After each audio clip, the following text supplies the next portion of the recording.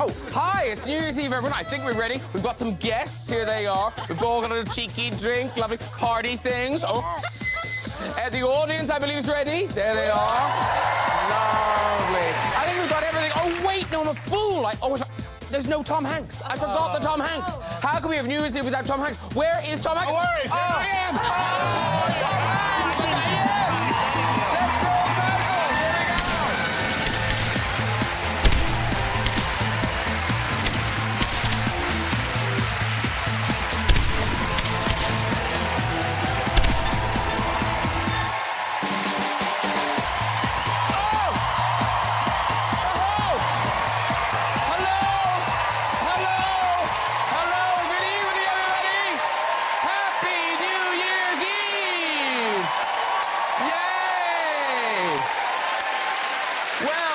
Did you all have a nice Christmas? Did you? Did you? It goes by so fast, doesn't it? So at New Year's Eve, ladies and gentlemen, the time of year for parties, isn't it? You know, whether it's a great big party or a party that's a bit smaller than you were hoping for. And everyone hates you. It's the time of year when you sit down and update your CV for that new job you'll be looking for, isn't it? Yeah. Time for making New Year's resolutions, but what to cut down on? You know, eating, drinking, lying. Fingers crossed. But mostly, it's the time of year, isn't it, where you want to spend time with family. Yeah. Just make sure you don't get stuck next to the creepy uncle. Listen, I know, no, they're not watching. We're fine. We've got a host of stars for you tonight, so let's get some guests on! Later, we'll be meeting one of this year's standout acting talents. Stephen Graham will be joining us. Newly recrowned world heavyweight boxing champion Anthony Joshua will be here. And we'll have music from Melanie C featuring Sing the Pink. Yes, we will. But first, as she starred in Midsummer, The Little Drummer Girl, and Fighting With My Family, and is set to be one of the major faces of 2020. Please welcome Florence Pugh, everybody! Oh, she dazzles, dazzles! Look at you, oh, you look like a present. Hello. Hello. Come in, sit down. Thank you. Florence Pugh, everybody! Hi! Following another triumphant series of Strictly Come Dancing, please welcome this year's new judge. It's the fabulous Motsi Mabuse!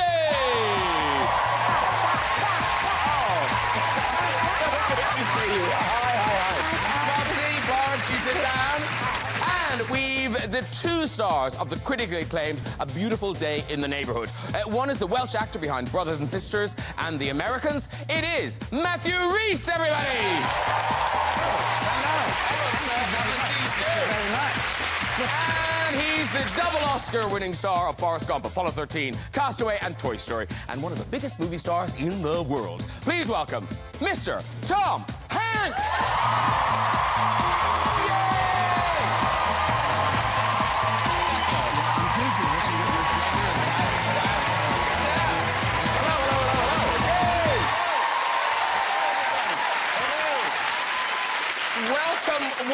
Welcome all. How nice. Thank you for spending New Year's Eve with us. Yes. Thank you for having us. Did you all have a nice Christmas? Wonderful. Yeah? Best present, Tom. What was your best present? I got an Instant Pot. You know what an Instant Pot is? No, I don't. I made a vow to learn how to cook my own meals, and an Instant Pot is an electronic device that you can do things like put in a loaf of bread, some ground beef, a bucket of water, and 20 minutes later you have steak and kidney pie. Out of tops, and it's delicious. Isn't America marvelous? It is. We're way ahead of you people in many ways. We really are. Now, Motsi, you know, people go to parties on New Year's Eve. Do you avoid a dance floor, or do you go out and just show off and go to watch this? No. I avoid it. I love to watch people dancing. Really, it's the most entertaining thing on the planet.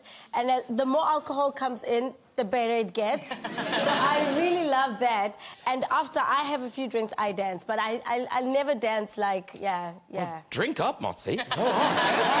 Yeah. Now, what's weird is I assumed that Matthew Rhys you would be drinking the wine because you are a wine expert. Yes, I tell everyone. I am a wine expert. Do you know this? He is a wine expert. I didn't even tell you that, but I am officially one of Wales's greatest leading authorities on wine. Wow. Yeah.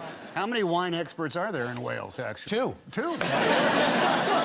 No, you host a show. I do. I host a show. Well, I try and host a show called the Wine, ironically called the Wine Show, which with Matthew Good. Look, there he is, dashing Matthew Good. Oh, my Lord. And he very kindly called me up one day. He said, "Look, do you want to travel around Italy with a wine master, and he'll tell us everything about wine?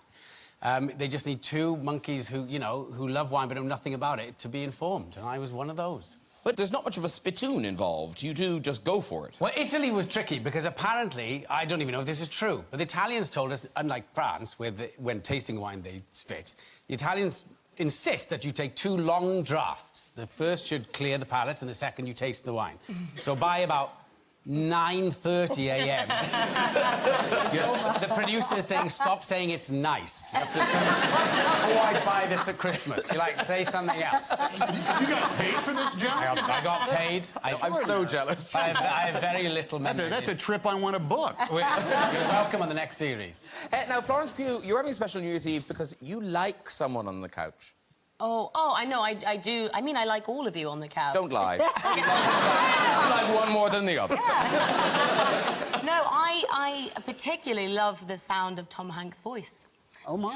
Really? Yeah. No, This? Yeah, that. Hey, that's great!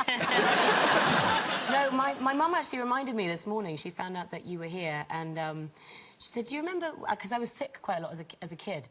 And I was always in hospital, and they were always trying to find a good position for me to sleep in.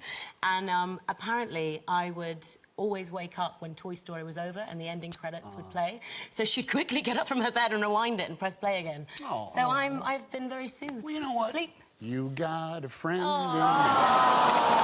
You got a friend in me. Well, there you go. Assume the position.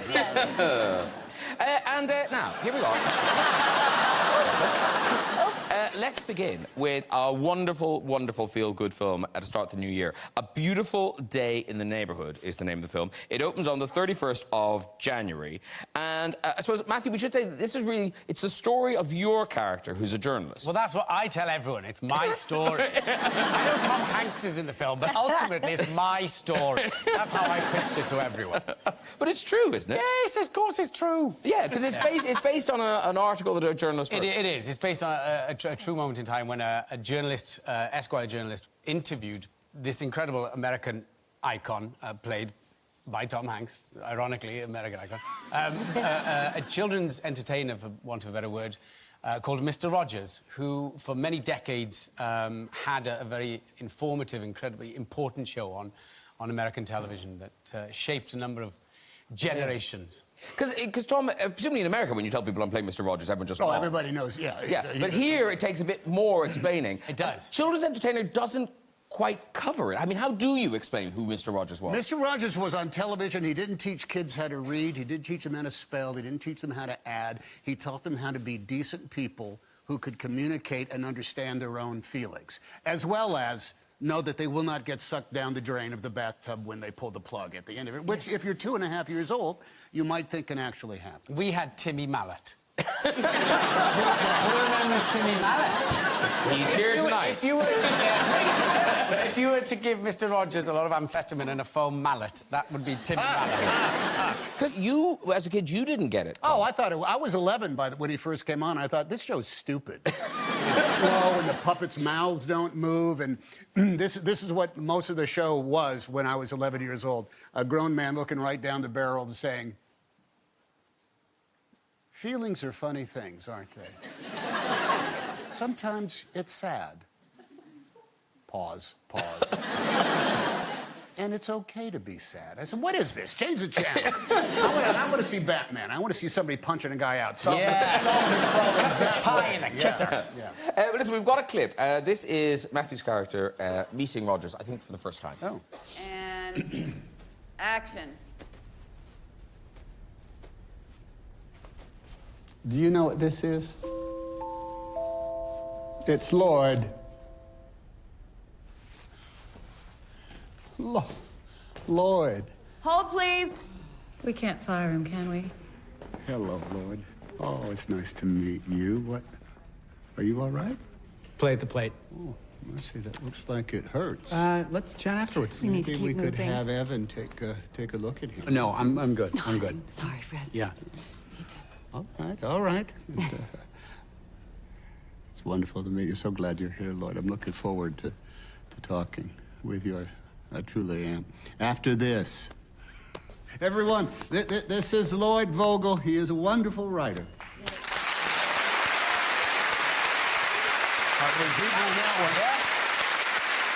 Ironically, that was the first time we met. We actually met during that. No, I'm joking. I did have to Google what Play at the Plate was. I thought Oh, that really? Was, yeah. You didn't get the baseball reference. I'm not that fast. I could have said, oh, did you get hit with the googly? Yeah, that would have been. Yeah, I would have followed you. But there is a kind of thing, and it's your character in the film, I suppose, where you can't quite believe that Mr. Rogers isn't somehow a fake or that it's real. I think my character certainly had, lived life from not even a cup half empty, though there was no cup. So he is kind of looking for the darkness and everything, and he did, in a sense, kind of look for the other side of Mr. Rogers. And the irony was, he only saw the good side. Yeah, because there was no side to Mr. Rogers, was there, Tom? Well, he was a cracked vessel, but he would say that, I'm just like you. I have failings and I have worries, but never mind about me. Graham, I would imagine that having the pressures of a television show like this come on week after week is going to be something that could wear you down after a while. Yes. Well,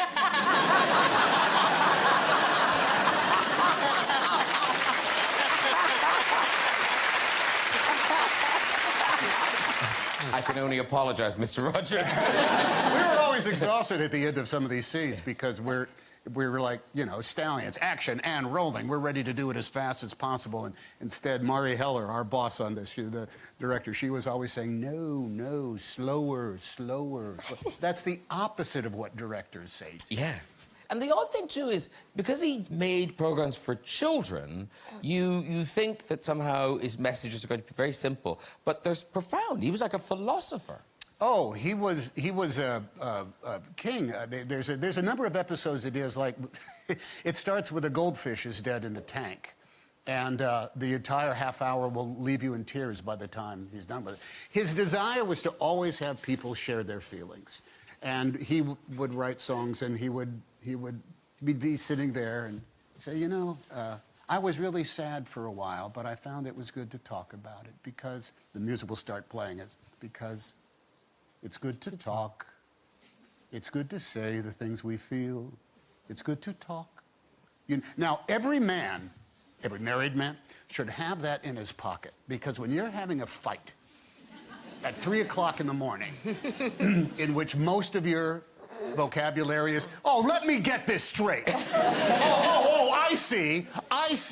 You can be as angry as you want to with the love of your life, and you could just then end it with, well, you know what? It's good to talk. It's good to say the things we feel. And all you're doing is communicating your feelings, and, buddy, that's a victory. It gets to a point. I've done it several times, it works very well. Then there's like the 4th, 5th time where you take the inhalation, you go... She goes, you sing that song. We'll nail you to the wall. I'm not saying overuse it, I'm just saying have it in your pocket. 4 times in a day is overuse. But on New Year's Eve, I think there's a lovely thing to share with him. The 3 secrets to happiness. Oh, the 3 secrets to happiness are be kind, and be kind. I think that's the thing about the movie, is that he is proactively a source of, an agent of change, because kindness is not the default setting that humanity seems to be in. Conflict is bitterness, sarcasm, what's the cynicism. There wasn't a cynical bone in his body, and he said, you will be amazed how your world will be changed just by simply understanding that somebody else is probably having a worse day than you are. Yeah. So, be kind.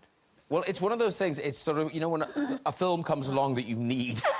A Beautiful Day in the Neighborhood is that, and it opens on 31st of January. Now, one of the bright spots... Yes, good. Yes. Oh, no, No movie without you. No. Oh, you're so kind. One of the bright spots of 2019 was meeting Motsi Mabuse. Yay! Before we talk, here's a little reminder of the joys of Strictly 2019. This is gonna be a ride. Honestly, I can't give you more than this 10. I'll give you my hairpiece. No! I can't sit down. No, don't. I just can't sit down. Come to Mama. I have to find that number. Thank you.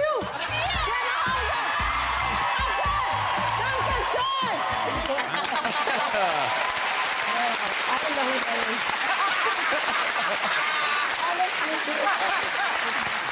Do you remember? I'm like, I don't know who that is. Who's that person? Did any of you watch Strictly? Did you? Actually, you're all working, right? I was there. I think I'm on the. I think I'm one of the guys on the end of that.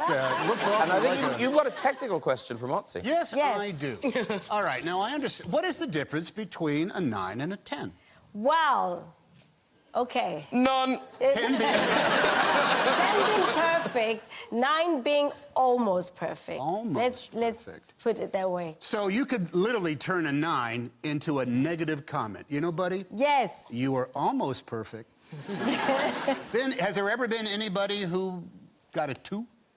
Well, in Germany, yes, that's quite normal. There you go. Right. What a mark of shame that must be. Can you imagine? You know, the next day, oh, look at you, number 2. Number 2. Yes, run away, hide your head in shame. Number 2. No, in Germany, one of the judges actually took a marker and wrote -1.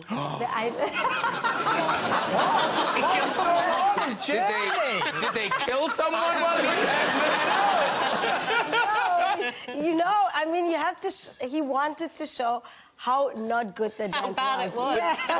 Motsi, now, I have to say, because what I love about your story is an amazing one. So there were these 3 sisters living in South Africa, and you fell in love with ballroom dancing. Yes. But no one around you was ballroom dancing, nothing. No, we were on holiday and we saw ballroom dancing, and I said to my mom, that's what I want to do. And we didn't even have a hall, so we went to her kindergarten and they cleared it up, and she found a friend that could do ballroom dancing, and she taught us the basics. And I said that quite German, right? The basics.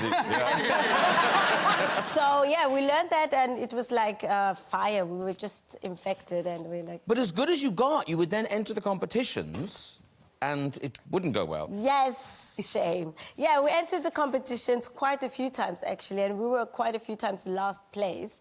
But we learned, we got better, we practiced, we improved everything. We got the dance shoes, we got the clothes, and we just kept on dancing, and somehow, yeah, somehow... Did you ever get a -1? No! There you go. But now, here's an odd thing. It's Motsi's first series, and her sister won. I know. How fortuitous. That is, that's just great, isn't it? That's the best. More scandal at the BBC. No, the thing is, and what I loved, because, you know, it might get too hot, but the last show, everybody votes. So I was like, the last show, I'm Mother Christmas, hand out those 10s, and let the UK decide, and they did. Is it by telephone vote? Is that Yes, what it... yeah, telephone vote. Yeah, Wow. so Yeah. I didn't think they're going to win, to be honest.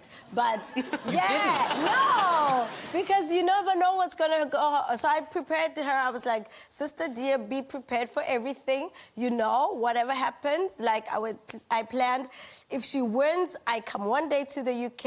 If she loses, I'll come 2 days to the UK, like back and just console her, bring the baby. It makes her feel good. So I did that. Look after my baby. You were almost perfect. Losing wasn't that bad. Yes. Here's a baby. Yes. Feel better about yourself. So, yeah. You know, the thing is about my baby, like, when she falls, she gets up and she pets me. So I don't know, because she feels like mom has a lot of pain. So I was like, she'll make you feel better. But, yeah. And because, Matthew, you're not keen on dancing. Hate dancing, I'm sorry. Why? It's just not in my body. No. I was not born to punish people with my... Motsi, can you tell if someone can dance? Well, I think you can tell from the posture of their body and the way they talk. talk and express themselves if they can dance. And I think we've got really good dancers on the couch here. See, Matthew? Yes. You could dance. Yes, Matthew. Yes, you're probably the I first can ever to see. say that. Matthew, No, Matthew could dance just a little bit. I can dance, damn it. I just need an opportunity. Billy Elliot, too. But look to your left, because Florence Pugh, you grew up in the world of dance. I don't want to boast too much. No, my mum was a dancer, You so see? Yeah. all of the kids were in ballet classes. But I wouldn't say it's in my bones. It's not. Did you compete? Kind of, not properly though. Sort of. I danced until I was about 16, 17. You see, she's a dancer. Were you in a Nutcracker performance? Something like that? No, but actually, it's the one skill that I really love having have learnt since I was younger, because every single film that I've ever done has needed some sort of movement in some ways. So it's a skill that I'm happy my mum got us into. And now, here's an odd thing. In terms of, you know, Tom Hanks, you've done so much in films, but have you ever danced? Have you done full-out dancing in film? We don't need to scare the children. But is it a... Have you decided... if dancing's in a script, do you go, no, Hey, now. I'm capable of essentially doing the dance in the corner at the wedding. Which isn't really dancing. It's just sort of like rhythmic stomping. Yeah. You know, stand up. I mean, any guy can essentially do this at a wedding. Oh, wow.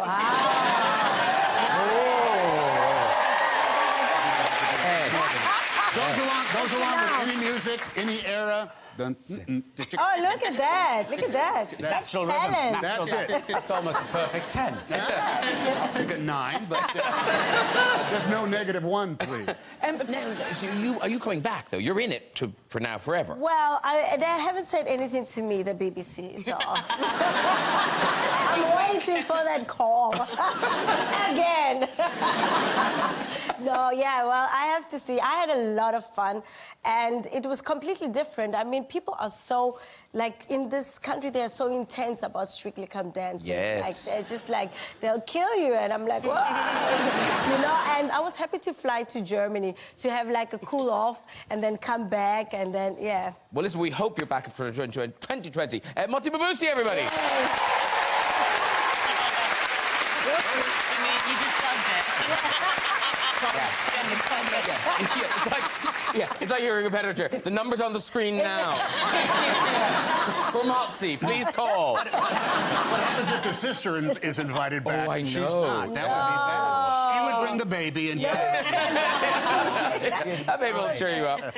OK, another movie tonight. And again, a fantastic reaction to this. It's Greta Gerwig's new version of Little Women. It opened on Boxing Day, and I believe, Florence, it's broken every box office record already. Yeah.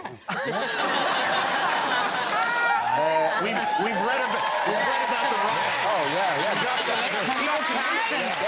And on the reviews. Yeah. I mean, queuing all night. I It seems know. incredible, yeah. Yeah. Fist fights in Leicester Square.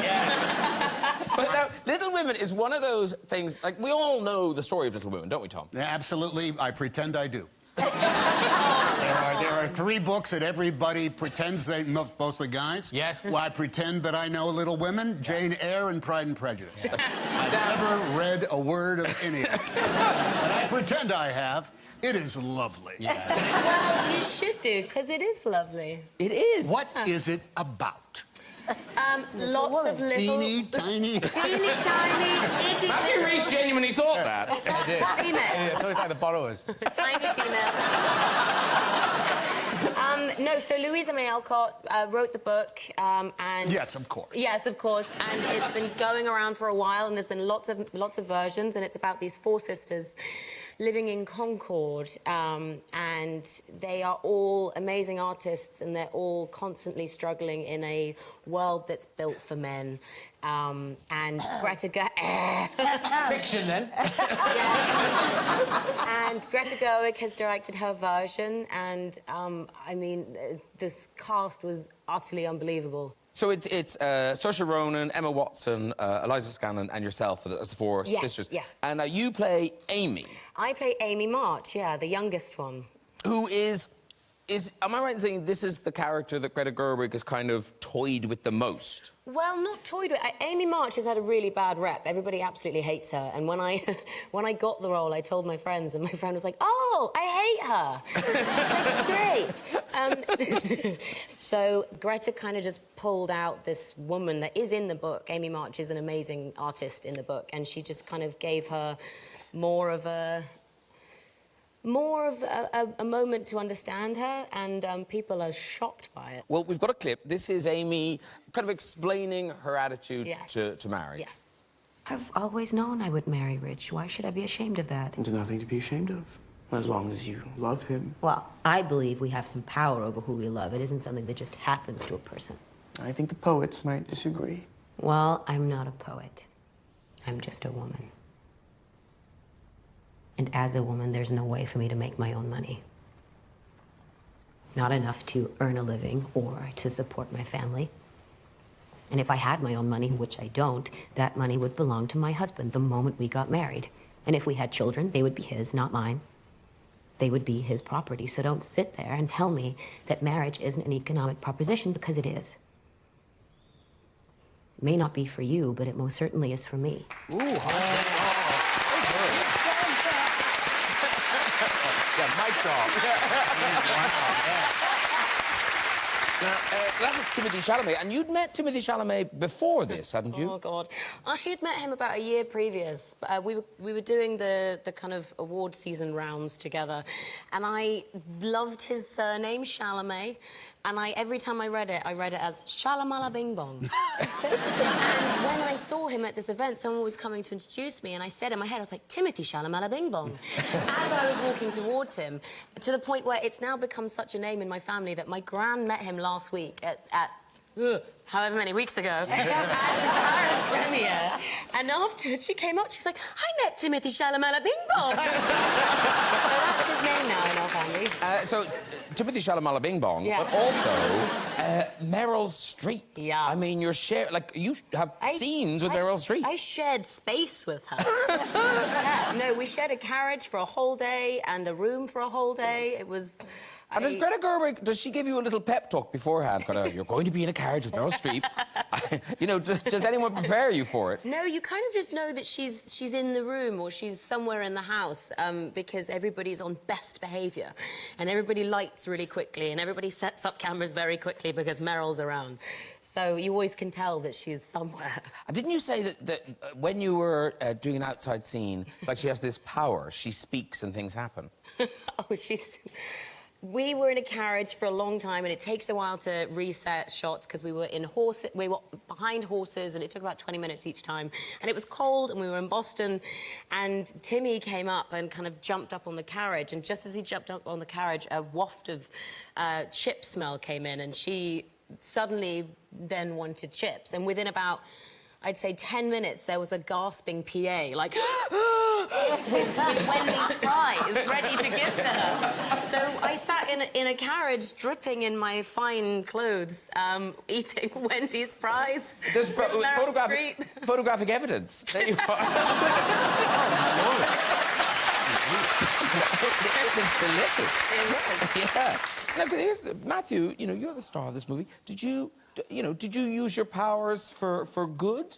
Are you? Yes, well, I'm known for that. I'm known for using I would occasionally offer someone a cappuccino or two on set. Yeah. But I was cowed by Mr. Hanks. He was Martini Boy on Friday night. Yes. Okay, that's a good thing. And thankfully, my name is Martini, so it worked out very well. I shall make martinis, because that is my name. But Tom Hanks out-niced you.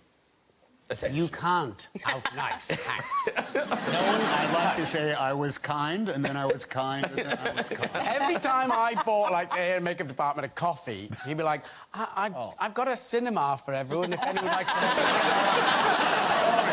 Here's lottery tickets for everyone. There's one thing I do at the beginning of every film. I invest in a very good espresso and steamer for the hair and makeup trailer. And it sits right there, and whoever wants it at the end of the shoot can take it with them. Wow. Because you must have legal addictive stimulants in the hair and makeup. He also took everyone to a baseball game before we started. Oh, we did as that. well. Oh, yes, there was that. Okay, Wow. so no, but that's pleasing a crew, but movie stars also please fans. And I've heard you tell a story about Rob Reiner, and I think, were you going to Disneyland or Disney World? Disneyland? This was so surreal. Neither one of us could believe it. Long ago, Rob Reiner and we took our kids to Disneyland, the whole family. The kids were little. And as we're coming back, we're stuck in traffic on the 405, and we're going very slowly, but I'm driving and Rob is in the shotgun seat. And there's one of the buses that takes people to and from the airport. Oh, yeah. And because they will get stuck in traffic a lot, they show movies on screens in the bus. Oh, yeah. And so we're stuck. We're going back and forth, and we look on this bus that's right next to us in the other lane and said, Sleepless in Seattle is playing in that bus. Rob and I were both in Sleepless in Seattle, and we're looking at this thing, and there's a guy kind of looking at it like this, and we say, oh, my God, they're almost up to our scene, where we have a talk at a coffee shop. And I said, oh, my God, there's our scene. Our scene is on in that bus. So I tooted the horn, and the guy who was like, look at this, he just kind of goes...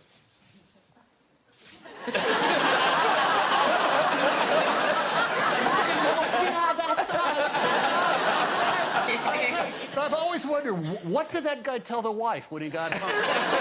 How was the flight, honey? The flight was nothing but this bus drive. Oh, my Lord, what a moment that Very good. Okay, it's time to meet my next guest.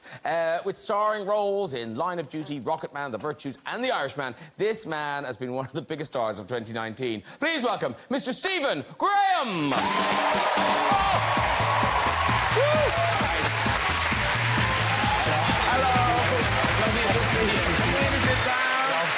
There you go. Motsi, Stephen, Florence, Stephen.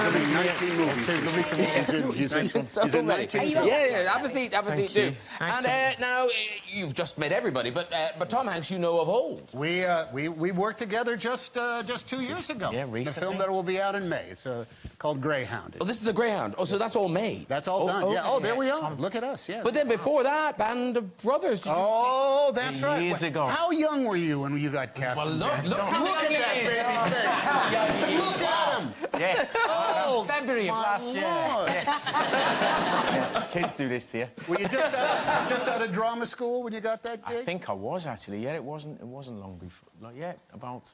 It was 2000, I think. 2000. I think it was that long ago. 2000, yeah. I think I'd just done Snatch. Yeah. So. Well, look, we've got lots to talk about. Let's start with your latest TV project, which is White House Farm.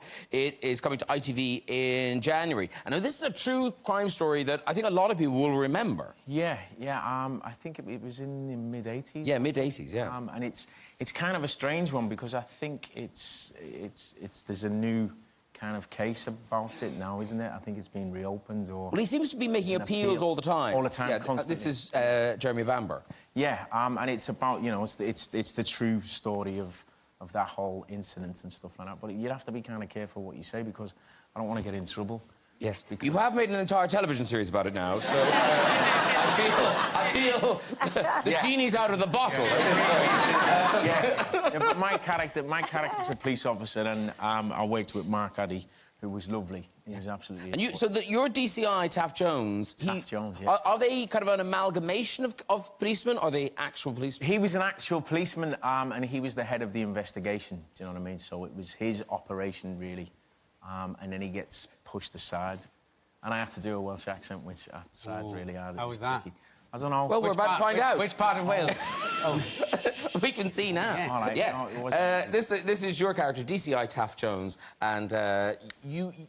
Yeah, anyway, it's self-explanatory. It's self-explanatory. Okay. We've got to stop this. We've got to stop moving the bodies. Why? We need more forensics, a proper team in there, top to bottom. Well, the last thing the surviving family needs is us dragging it out. Have you seen the girl's body? She's been shot twice. Well, you on Socko now, Stanley? Obviously, it needs to be confirmed, but if I'm right, then... Well, it can't be bloody suicide. You listen to me, Sergeant. That house was locked up from the inside. Doors latched, windows locked. Back door even had a bloody key in it. So if she hasn't shot herself, who do you think's done it? Eh? One of the children? Look, this is a big one. We got every bastard watching us, and I need everyone doing their job. Your job's a nice little easy one, looking after the family. All right? Are we all right, Sergeant?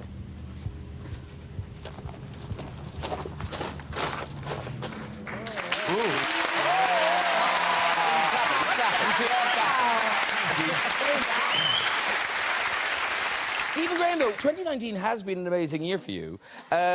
Line of Duty, obviously you were you stole Line of Duty. You were so good in that. Oh, thank you. But then Irishman, which is still streaming on Netflix, and Martin Scorsese. Yeah, you knew Martin Scorsese from Gangs of New York. Yeah. But that wasn't enough to get you into The Irishman. You had to meet more people. Yeah, I met Robert De Niro, which was lovely. Did you have to fly over to meet him? Yeah, I flew over to meet him and just had a little... We had a sit down and a conversation.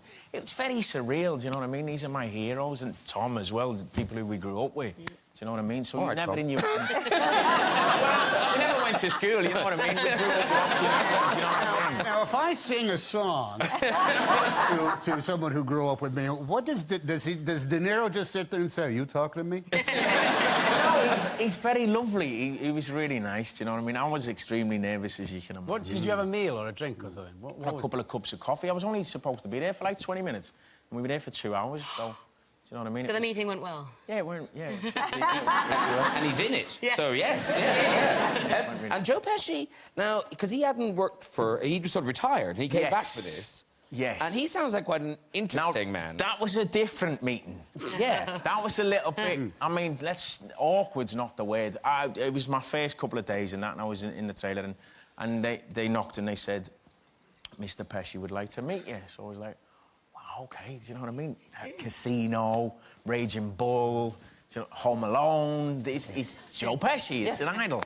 So I'm like, OK, this really excited, really nervous, and I go, and he's sat outside his trailer, and it's quite cold. And he's there, and he's got a big cigar, and he goes, sit down.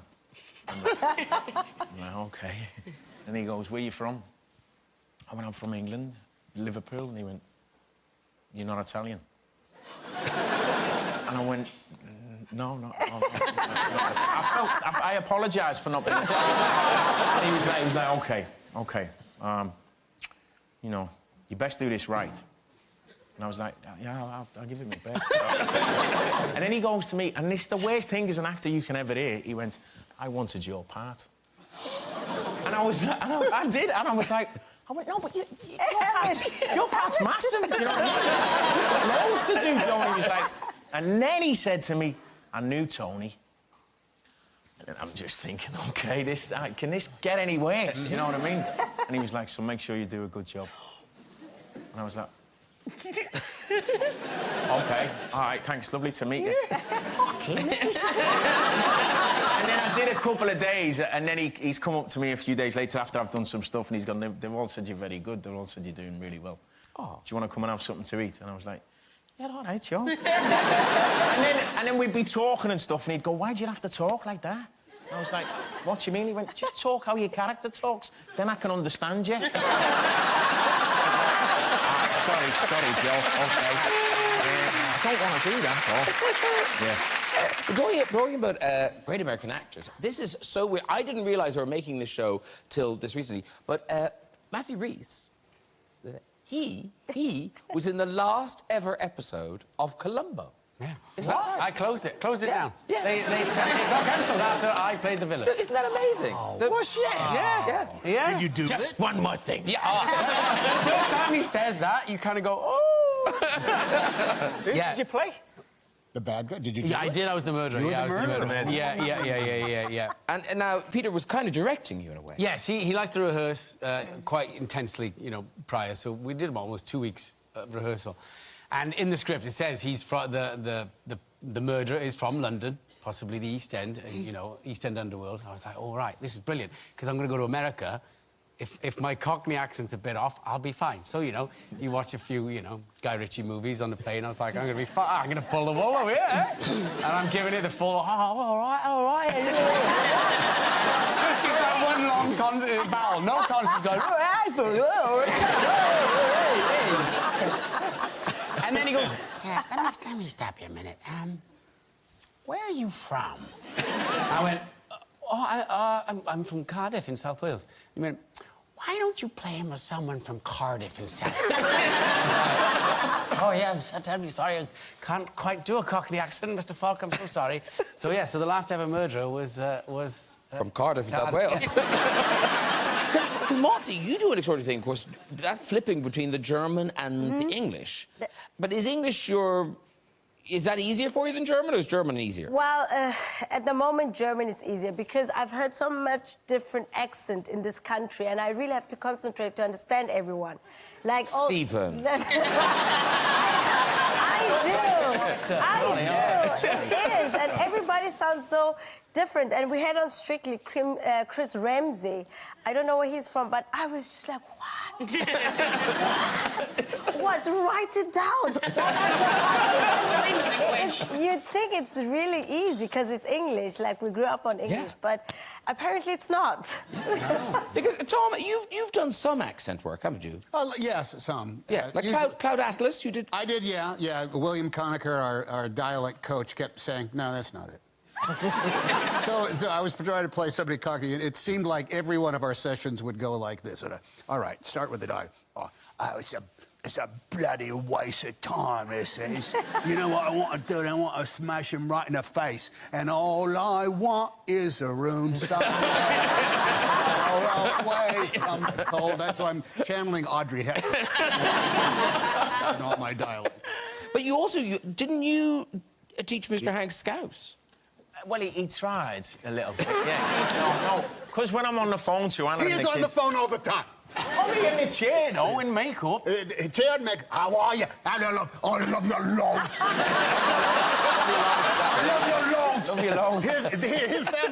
His family had a long-standing holiday that he wanted to be released from work with, and his kids sent the most adorable video to our director. Yeah. And they were just like, we hope that you will release our daddy.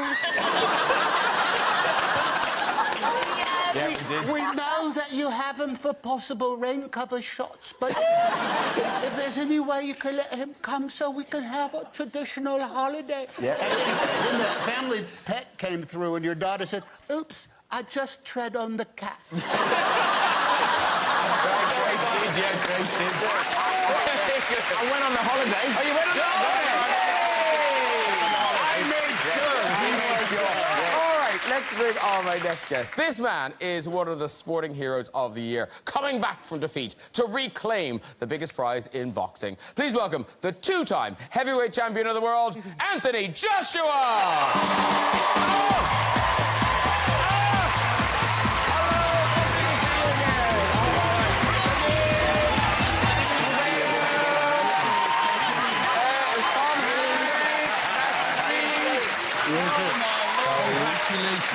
Motsi, Florence. There you go. Anthony Joshua, everybody. Yay! Congratulations. Thank you very much. Congratulations. Wow. Now, luckily, I sometimes struggle interviewing a boxer, but there are people who know what they're doing.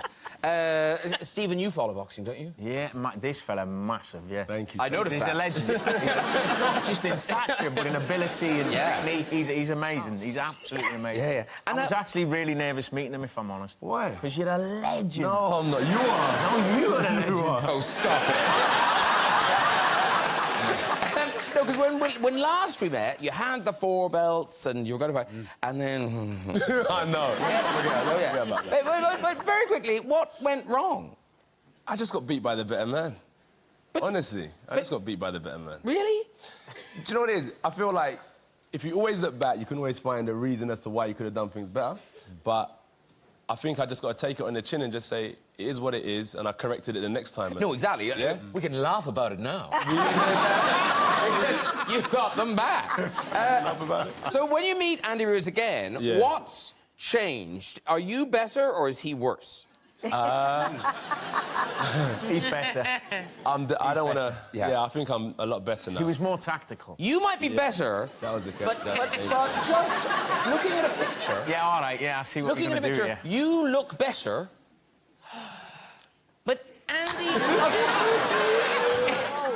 I mean, there's more Ruiz to hit, I feel, now. The surface area has increased. What happened there? So, when I had a lot of time to study him, so you're talking about Rhys, yeah? Yes, yeah. What happened to him? So I studied him, and then he was saying that he wanted to lose weight, etc.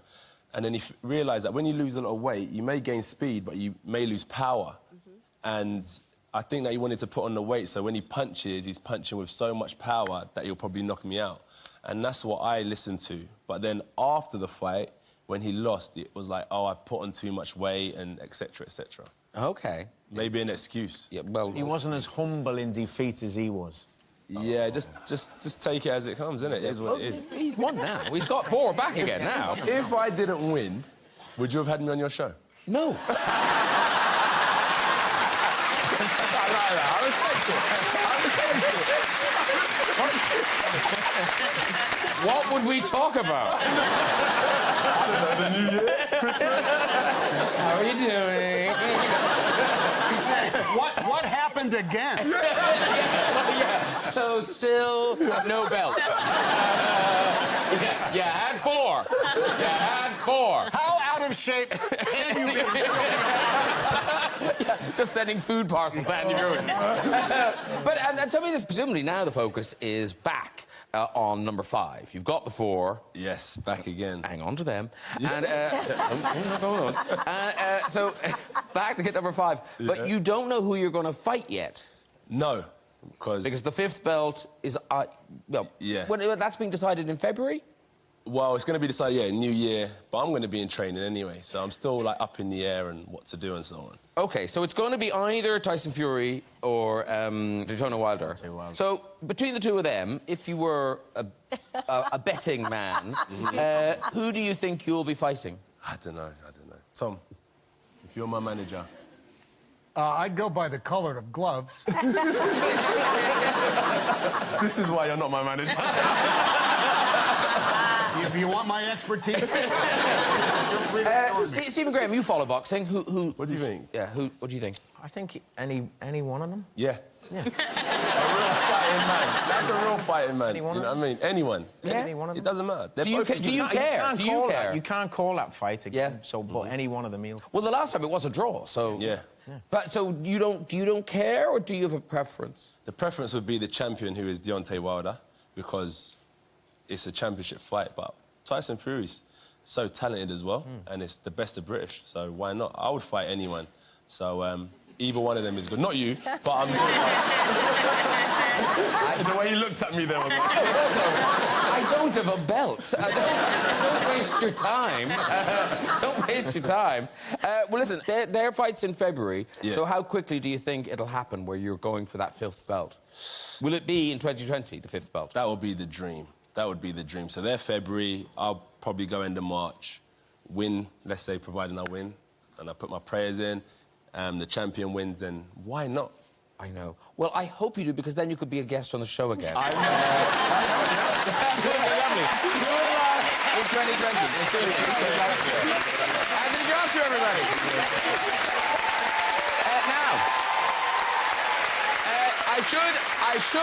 I should add that because it is New Year's Eve, you're doing something special for us to bring in the new year a little while. Okay. So stay tuned for that. But before that, it's time for music.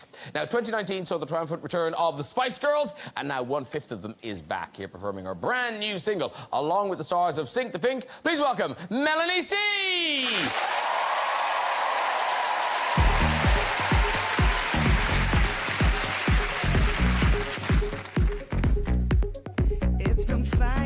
Since I started saving for my new shoes,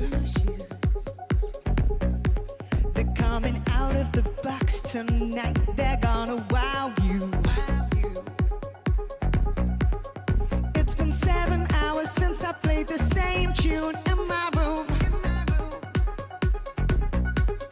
getting ready for anything. Whole body glittering, counting down the minutes, but the time's flown by.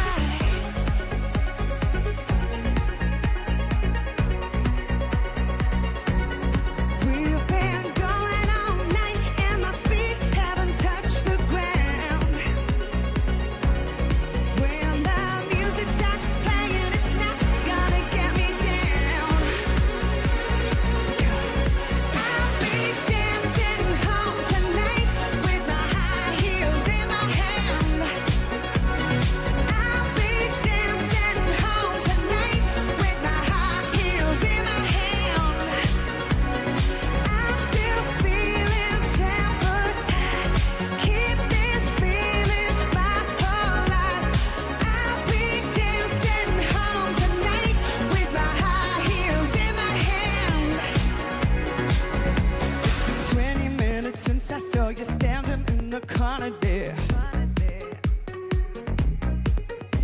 we're dancing in the middle of the room without a care. Giving all our inhibitions to the music, baby. Getting to know you, getting to know me. Losing track of time 'cause we feel so free. Dancing home tonight with my high heels in my hand. I'll be dancing home tonight with my high heels in my hand. I'm still feeling 10 foot high. Keep this feeling my whole life. I'll be dancing home tonight with my high heels in my hand. You gotta love yourself. You gotta love yourself. You gotta love yourself above anybody else. You gotta love yourself. You gotta love yourself. You gotta love yourself. I'm still feeling 10 foot high. Keep this feeling my whole life. I'll be dancing home tonight with my high heels in my hand. I'll be dancing home tonight, coming out to the morning light. I'll be dancing home tonight with my high heels in my hand. I'm still feeling 10 foot high. Keep this feeling my whole life. I'll be dancing home tonight with my high heels in my hand.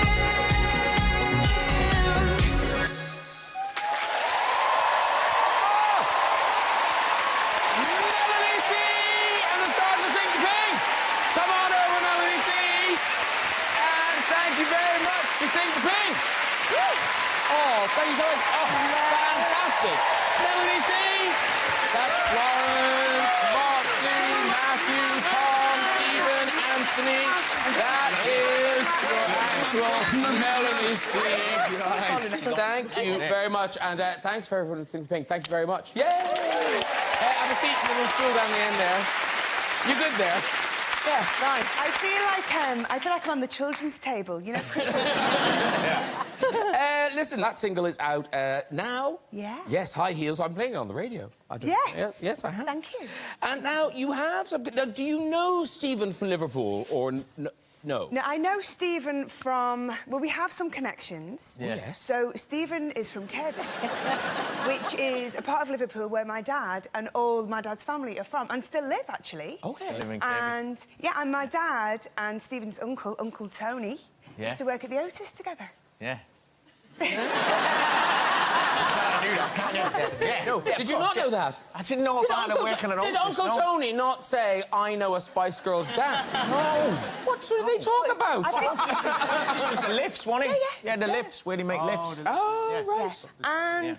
Because you met my dad, I think, haven't you? Because you know Yeah, I have, yeah. Football with Liverpool, I have met his dad. Oh, yeah. Did he mention his daughter was a Spice Girl? Okay, yeah, good. Now, but I heard you talking, and you said you really enjoyed working with the girls from Sing the Pink. Yeah. How did you meet the girls from Sing the Pink? Do you know, I was introduced to Sing the Pink about 2 years ago, and I went down to a club night. It's a huge creative collective. They're absolutely incredible people. And I went down to perform and just fell in love with everybody. And then we did the Mighty Hoopla, which is a big festival they put on in London every summer. And that was the first time I worked with the drag queens on stage, and we got such a great reaction from the audience. We were like, we've got to do something else. So this year we went out and we did a world tour of Prides, which was incredible. Wow. And was that tour easier or harder than the Spice Girl tour? Well, there's less divas in Sing the Pink. And probably less makeup. What about you? What about you, Melcy? Is there going to be new music from you apart from the single? Yes. Really busy year next year. Loads of new music. Lots of travelling as well. There's a great international fan base from the Spice Girls days. So I get to go out and perform all over the world, which is what I love to do. All right, well, I'm sure people will be dancing tonight to High Heels. Melanie C. and the Stars of Sing the Pink. Right.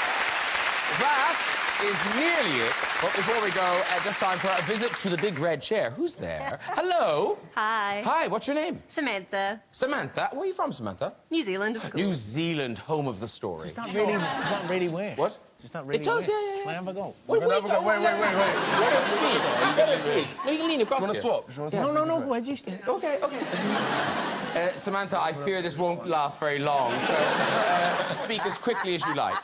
All right. When I had my first job out of uni, I had a call from my manager saying, just to say hi. Oh. So Samantha... It works! It works! I love a woman's dreams have been crushed. And Stephen's just going, it works! I was riveted. Now I'll never know. How was it again? Why was Be the editor gave her a kind, be call? kind. Not here. Is there another one? There's more. Okay, don't worry. I won't do it. Okay, here's another one. Hello. Hi. Hi. You look a little nervous now. I think we've sedated Stephen Graham. I get through your story. What's your name? It's Amy. And where are you from? I'm from Northern Ireland. Northern Ireland. Amy from what part of Northern Ireland? Bangor. Oh, Bangor. Lovely. It's a seaside resort. Off you go with the story. So I studied music at university. Oh, yes. And we were getting ready for the end of year concert. I play the French horn, so I had a big solo coming up. Of course you did. I stupidly went out the night before, got very drunk, and the next day we were getting ready for the concert. My solo was coming up, and I really did not feel okay. My solo began, and I knew I was going to be sick. Looking around everywhere to see where I could be sick, had to tip the French horn and throw up into the bin.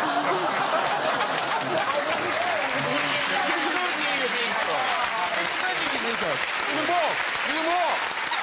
Yeah, walk. Go on. Yeah. I had some supplementary questions. Did she then play? No, I don't know. Yeah. Good thing she wasn't playing the clarinet. Do we have another one? One more. Why not? It's New Year's Eve. Come on. Hello. Hi. Hey. Hey. I changed it.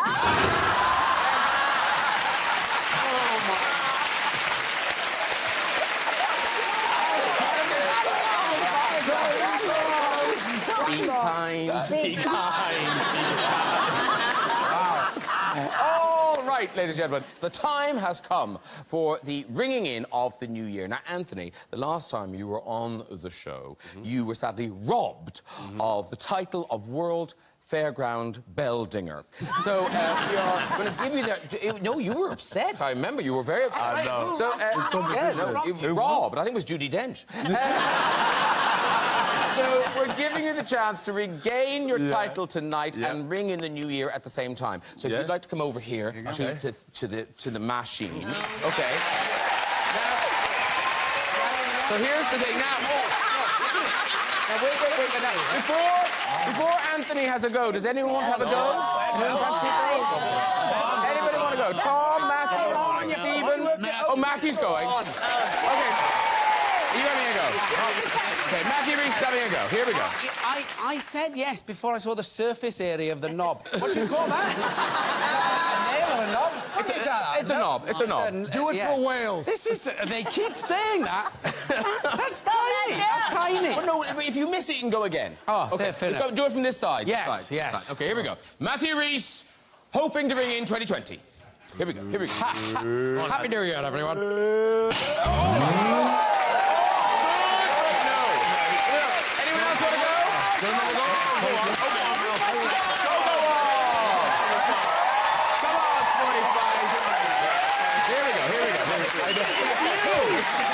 my God. Right, I feel like I need... Watch it!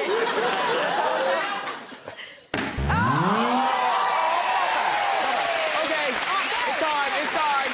Anthony Joshua, show them how it's done. Anthony Joshua showing them how it's done. Here we go. Oh. Yeah. And...